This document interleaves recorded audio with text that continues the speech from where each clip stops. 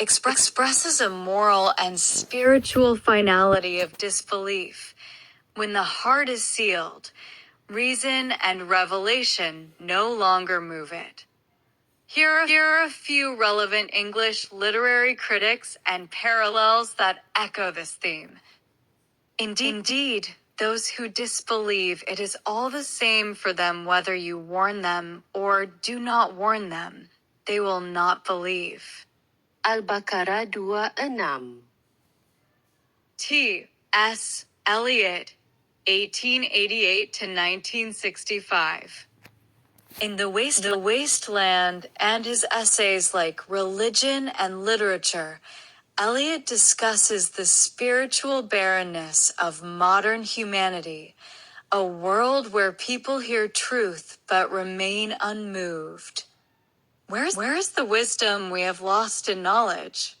Where is the knowledge we have lost in information? Choruses from The Rock.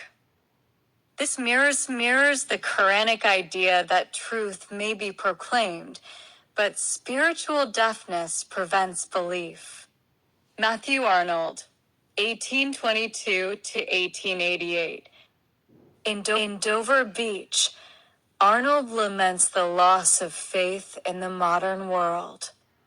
The sea of faith was once too at the full, but now I only hear its melancholy, long, withdrawing roar. This is akin to the verse's depiction of those whose faith has receded, for whom warning or revelation makes no difference. John Milton, 1608 to 1674. In Paradise Lost, Milton portrays Satan as one who knows the truth but refuses to submit. Better to reign in hell than serve in heaven. This captures the same moral stubbornness and conscious rejection of divine truth that the Qur'an attributes to the disbelievers. 4. C. S. Lewis, 1898 to 1963. In The Great Divorce, Lewis writes, There are only two kinds of people in the end: those who say to God, Thy will be done, and those to whom God says, Thy will be done. This reflects the Quranic theme of divine justice. Those who persistently reject guidance are left to the consequences of their choice. Excellent choice.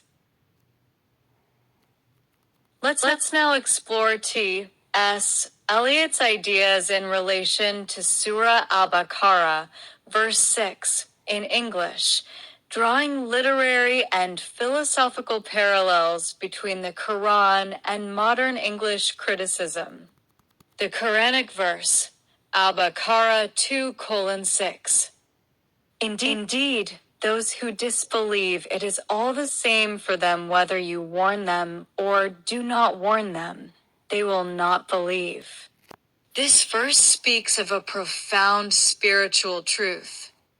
When the heart is sealed and arrogance takes root, divine guidance no longer penetrates.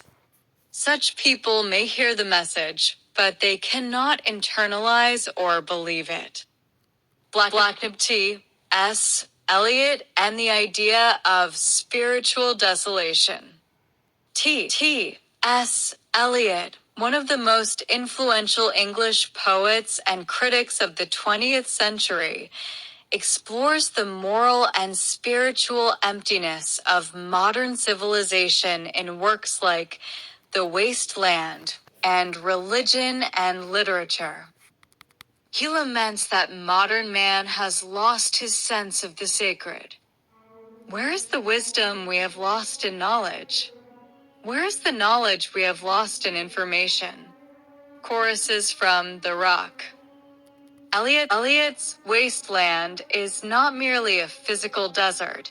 It is a metaphor for the human soul that has turned away from divine truth.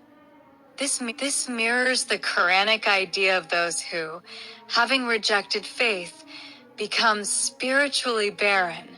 They hear but do not respond. Comparative reflection. Aspect Qur'an. Al-Baqarah 2:6. T.S. Eliot. Central theme: disbelief and spiritual blindness, moral and spiritual decay.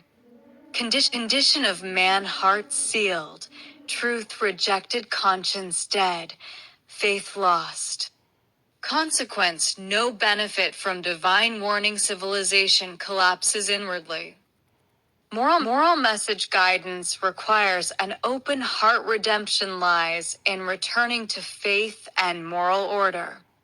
Interpretive conclusion. Both the Qur'an and Eliot diagnose the same human disease, the loss of inner light. In the Qur'an, this is the state of kufr, disbelief, where the soul is veiled from truth. In Eliot's poetry and criticism, it is the wasteland, a barren modern world where reason and art survive, but faith and meaning have died. Ultimately, both voices call for spiritual renewal. Man must awaken from his numbness, cleanse his heart, and reconnect with the divine source of truth. The Quranic verse, Al-Baqarah 2:6. Indeed, those who disbelieve, it is all the same for them whether you warn them or do not warn them, they will not believe. This verse portrays a state of deliberate and final rejection of truth. It is not about ignorance. It is about a conscious refusal to believe, even when guidance is clear. Such people, driven by arrogance or pride, seal their own hearts against faith. Blacknib John Milton's Paradise Lost and the Spirit of Rebellion.